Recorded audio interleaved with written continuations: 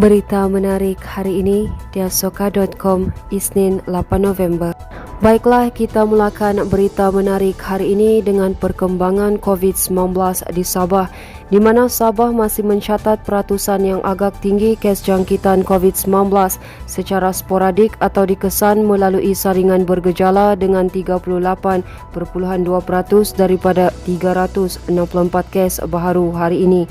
Jurucakap Perkembangan Harian COVID-19 Sabah, Datuk Seri Masdi Manjun berkata, kes COVID-19 yang berada dalam kategori itu sering dikaitkan dengan kegagalan mematuhi prosedur operasi standard. Beliau berkata jangkitan itu kebanyakan berlaku ketika berkumpul atau berada dalam halayak ramai. Sementara itu, Masdi yang juga Menteri Kerajaan Tempatan dan Perumahan Negeri berkata, kes harian COVID-19 di Sabah terus menunjukkan tren penurunan dengan pengurangan 41 kes berbanding semalam. Sementara itu, sebanyak 17.4% pesakit yang dikenal pasti menghidap kanser mulut di Malaysia adalah dari Sabah. Ketua Menteri Datuk Seri Haji Jinor berkata, angka itu diperolehi hasil daripada saringan kanser mulut pada tahun 2020 menerusi program kesihatan pergigian Kementerian Kesihatan Malaysia.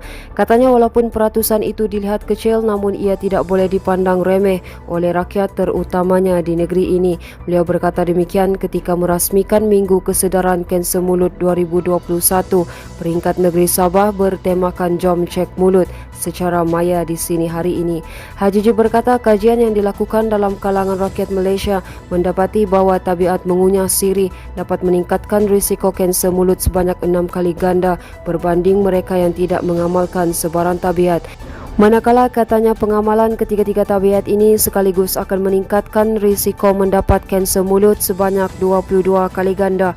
Haji berkata walaupun kanser mulut memberi impak yang amat teruk kepada pesakit, namun hakikatnya kanser mulut boleh dicegah.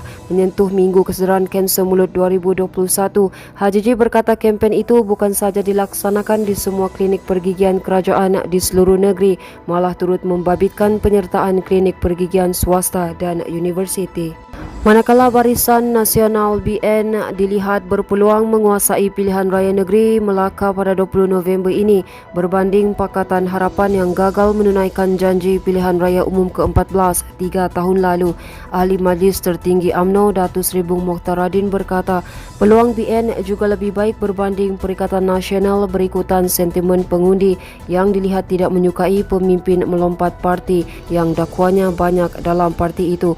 Bung Mokhtar dan juga Ketua UMNO Sabah berkata rakyat dapat melihat selama berdekad lamanya BN terbukti berjaya mentadbir negara dengan baik untuk kestabilan politik dan ekonomi serta memulihkan negara daripada krisis. Kerusi berkenaan menyaksikan Abdul Razak yang juga Ketua UMNO Kota Melaka berdepan pertandingan 4 penjuru dengan calon PN Datuk Muhammad Rafiq Naiza Mohidin yang juga pengerusi PN Melaka calon PH Ashrat Muklis Megat dan seorang calon bebas Muhammad Arif Adli Muhammad. Sementara itu, Bung Mokhtar berkata UMNO serius dalam usaha meremajakan parti melalui pendekatannya meletakkan ramai calon muda pada PRN Melaka kali ini. Beliau berkeyakinan calon muda yang terpilih pada PRN itu mampu memberikan saingan kepada calon lain dan menggalas amanah serta tanggungjawab sekiranya terpilih menjadi wakil rakyat. Dalam pada itu, Bung Mokhtar turut mengingatkan jenterapati dari Sabah agar terus membantu calon BN di kawasan yang ditugaskan selain sentiasa menjaga adab dan imej parti di samping mematuhi prosedur operasi standard yang ditetapkan.